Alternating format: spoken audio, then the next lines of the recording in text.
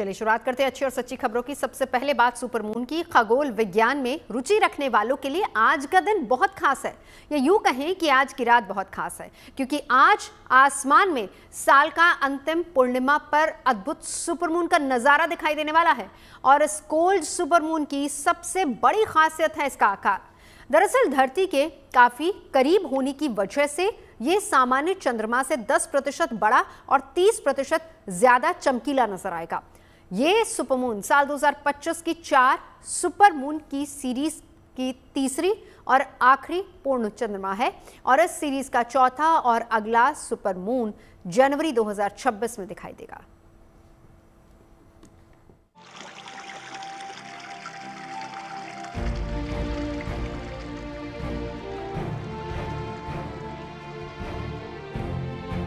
आज की रात चंद्रमा न सिर्फ अलग बल्कि बहुत खास भी है।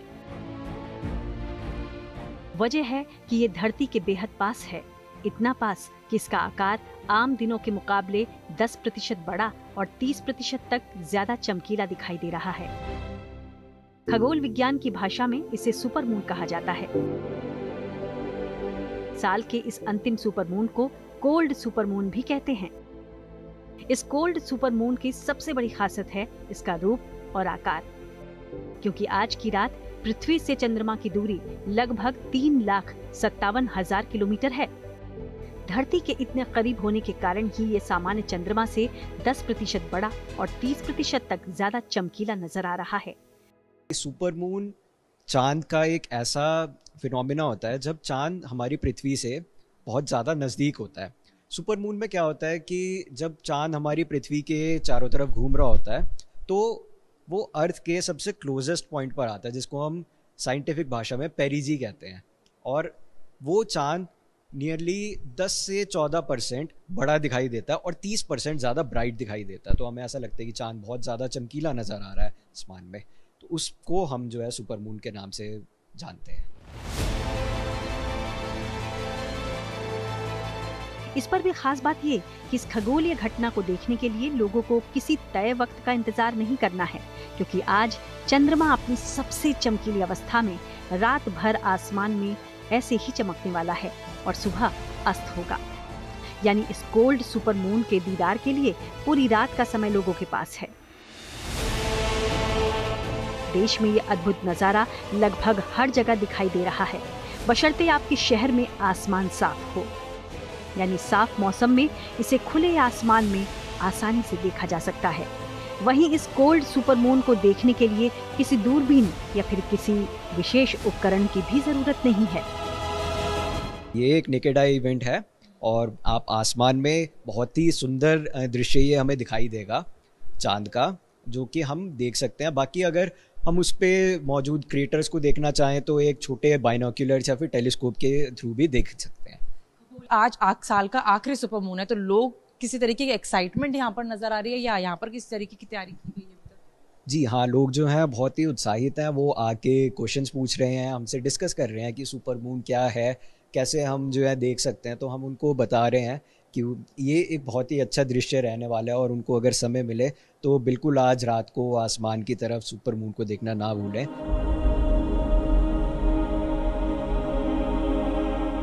हालांकि आमतौर पर साल भर में 3 से 4 सुपरमून दिख जाते हैं।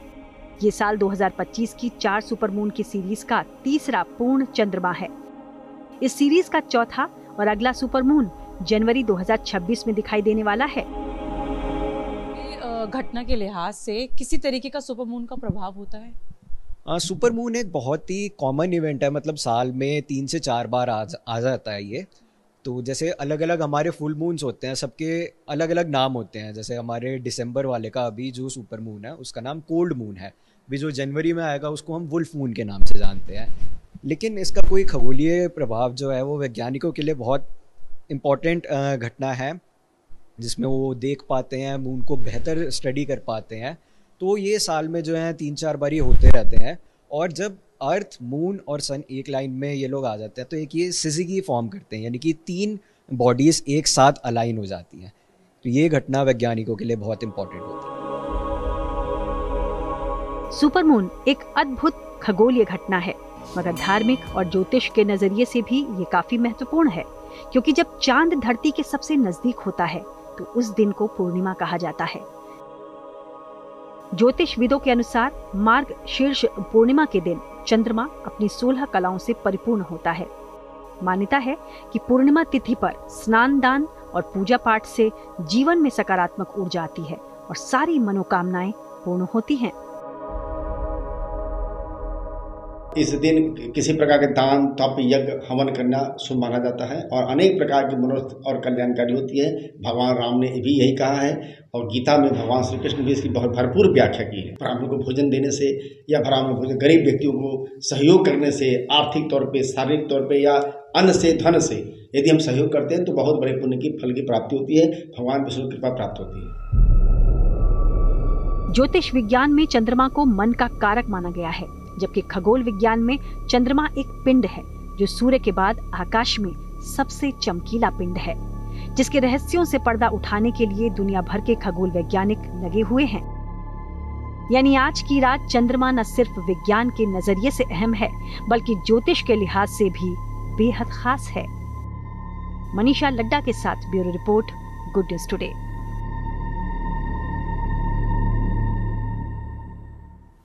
और अगली खबर है देश के एविएशन सेक्टर से।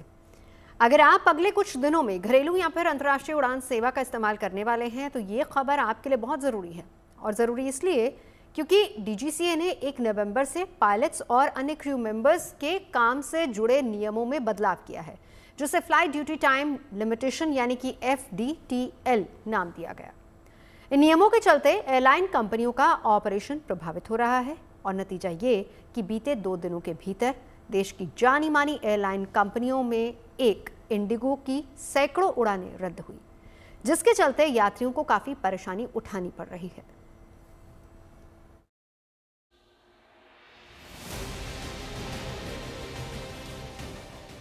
कुछ रीजन तो आया नहीं है, कुछ ऑपरेशनल प्रॉब्लम बता रहे हैं, मैसेज आ रहा है। सब लोग परेशान है, खाने पीने की चीजें भी खत्म हो गई है।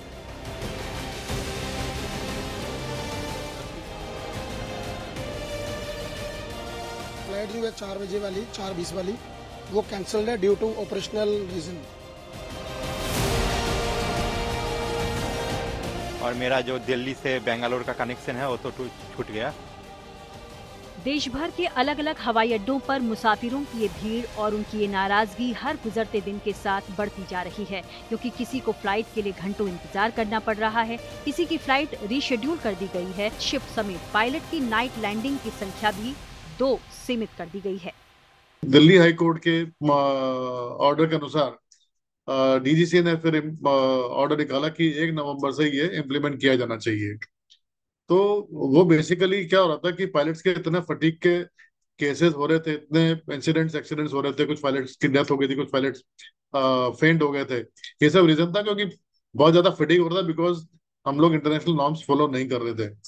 तो इसलिए हाई कोर्ट ने इंटरवीन करके डीजीसीए को बोला कि आप इसको इम्प्लीमेंट करवाइए, और डीजीसीए ने ऑर्डर निकाला कि 1 नवंबर से लागू होगा। ये एयरलाइंस को वेल इन एडवांस पता था। 1 नवंबर से लागू हुए इन नियमों के तहत एयरलाइंस कंपनियों को पायलट्स, फ्लाइट अटेंडेंट्स को थकान से बचाना होगा ताकि उड़ानों की सुरक्षा से समझौता ना हो। लेकिन डीजीसीए के इन नए नियमों का सबसे ज्यादा असर इंडिगो एयरलाइन पर पड़ा है। डीजीसीए ने बताया कि नवंबर में इंडिगो की कुल 1232 उड़ानें कैंसिल की गई, जिनमें FDTL नियमों के कारण 755 उड़ानें शामिल हैं, जबकि बीते 2 दिनों के अंदर ही सैकड़ों उड़ानें इंडिगो की रद्द हो चुकी हैं, जिसका खामियाजा मुसाफिरों को उठाना पड़ रहा है। नवंबर 2025 से ही इंडिगो में विमानों के रद्द होने की, उड़ानों के रद्द होने की प्रक्रिया भी शुरू हो जाती है। कल तकरीबन 200 से ज्यादा विमान रद्द हुए। आज दिल्ली, अहमदाबाद, हैदराबाद को ही जोड़कर दिन तक 100 से ज्यादा विमानें रद्द हो चुकी थी इंडिगो की। कल ही ऐसा प्रॉब्लम हुआ है तो सुबह लोगों को मैसेज आने चाहिए थे कि फ्लाइट डिले हो सकती है या कैंसिल हो सकती है। मैं दिल्ली से निकला था, दिल्ली से मुंबई आके मेरा हुबली पे कनेक्टेड फ्लाइट था, लेकिन इधर क्या हो गया, वो भी मिस हो गया, वो डिले की वजह से कनेक्टिंग फ्लाइट मिस हो गया। अभी मेरे को कल तक रुकना पड़ेगा। जम्मू से दिल्ली जा रहा था तो वही सुबह सेम मैसेज आया, सुबह एक के बाद एक डिले होते जा रहा है। अभी तो आकर पता चला कि बहुत डिले हो गया है 320 तक। सो 10:15 से एकदम से 320 हो गया है। कुछ बताया रीजन क्यों हो रहा है क्या? कुछ रीजन तो आया नहीं है, कुछ ऑपरेशनल प्रॉब्लम बता रहे हैं, मैसेज आ रहा है। यात्रियों को हुई परेशानी के लिए इंडिगो एयरलाइन ने बयान जारी कर यात्रियों से माफी मांगी और साथ ही ये भी कहा कि आगे भी ऐसी समस्या हो सकती है। एयरलाइन ने यात्रियों को भरोसा दिलाया है कि वो जल्द से जल्द हालात को सामान्य करने की कोशिश कर रही है। वहीं इस बीच डीजीसीए ने एयरलाइन कंपनी से बड़ी संख्या में फ्लाइट कैंसिल होने को लेकर जवाब मांगा है। साथ ही डीजीसीए ने एयरलाइन कंपनी से आगे फ्लाइट कैंसिल और देरी होने को लेकर एक योजना भी पेश करने के लिए कहा है। सरकार इस पूरे मामले पर इन्वेस्टिगेशन जारी कर चुकी है। डीजीसीए ने इन्वेस्टिगेशन शुरू कर दिया है। डीजीसीए ने आज इंडिगो के बड़े अधिकारियों को अपने मुख्यालय दिल्ली में बुलाया, जहां पे उनसे सवाल पूछा जा रहा है कि आखिरकार रोस्टरिंग प्रोसेस नए रेजिम के हिसाब से क्यों नहीं की गई। जब एफडीटीएल का नया रेजिम आया तो इसका मतलब था पायलट्स को ज्यादा रेस्ट देना पड़ेगा, ज्यादा रेस्ट देंगे तो आपको ज्यादा पायलट्स हायर करने की जरूरत थी। कोशिश हो रही है कि जहां तक एटीसी या किसी और तकनीकी खामी की वजह से इंडिगो के चालन में कोई दिक्कत आ रही है तो उन समस्याओं को रास्ते से हटाया जा सके। कुल मिलाकर अगर आप अगले कुछ दिनों के अंदर हवाई सेवा का इस्तेमाल करने वाले हैं तो घर से निकलने से पहले फ्लाइट की जानकारी जरूर हासिल कर लें ताकि एयरपोर्ट पर पहुंचकर होने वाली असुविधा से बचा जा सके। दिल्ली से अमित भारद्वाज के साथ bureau report, good news today. और बात उस नई नवेली दुल्हन की जिसने मुंह दिखाई की रस्म के दौरान घूंघट में ही रॉकस्टार जैसे दर्जा हासिल कर लिया है। मामला उत्तर प्रदेश के गाजियाबाद का है, जहां तान्या सिंह नाम की एक प्रोफेसर शादी के बाद अपने ससुराल पहुंची। घूंघट ओढ़े तान्या मुंह दिखाई की रस्म अदायगी में जुटी थी। ससुराल पक्ष के सदस्यों और पति के रिश्तेदारों से परिचय के दौरान दुल्हन का गजब का टैलेंट सामने आया। लंबा सा घूंघट भी उनकी प्रतिभा को रोक नहीं पाया और तान्या शुरू से ससुराल का दिल जीतने वाली वायरल गर्ल बन गई। अब तक इंस्टाग्राम पर करोड़ों लोग उनके गाना गाते हुए वीडियो को देख चुके हैं, उसे पसंद कर चुके हैं।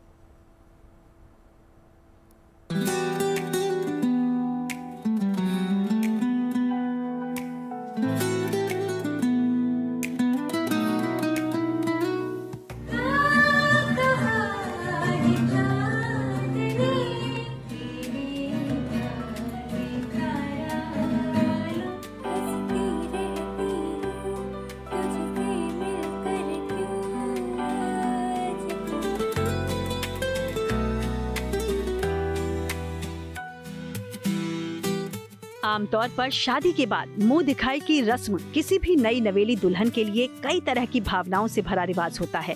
इसमें घबराहट, थोड़ी झिझक, संकोच और शर्म जैसे मिले जुले भाव होते हैं। हालांकि गाजियाबाद में ब्याही तान्या सिंह नाम की वधू औरों से एकदम अलग दिखी। पति के परिवार के सदस्यों और संबंधियों से घिरे होने के बावजूद उनमें अलग सा आत्मविश्वास दिखा। रिश्तेदारों की अच्छी खासी भीड़ के बीच में उन्होंने गिटार थामा और किसी रॉक स्टार की तरह गाने लगी।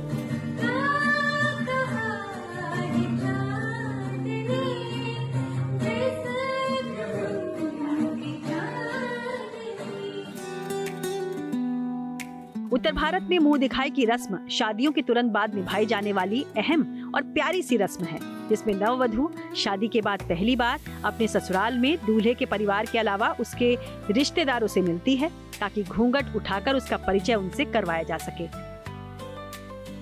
हालांकि तान्या के मामले में इसके ठीक उलट हुआ। घूंघट की ओट में ही उन्होंने गिटार पर राग छेड़ दिया और अपनी सुरीली आवाज में एक से बढ़कर एक गाना गाना शुरू किया।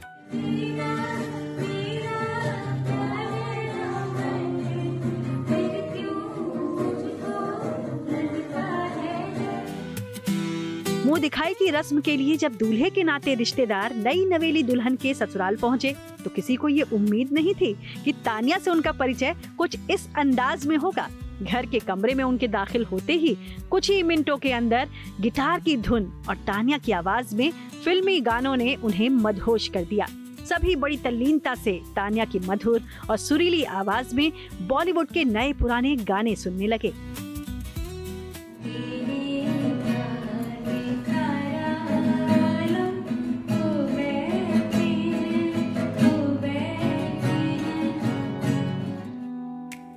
चेहरे पर लंबा सा घूंघट, हाथों में गिटार और चेहरे पर नई दुल्हन की शर्मीली मुस्कान वाली तान्या सहारनपुर के कॉलेज में प्रोफेसर हैं।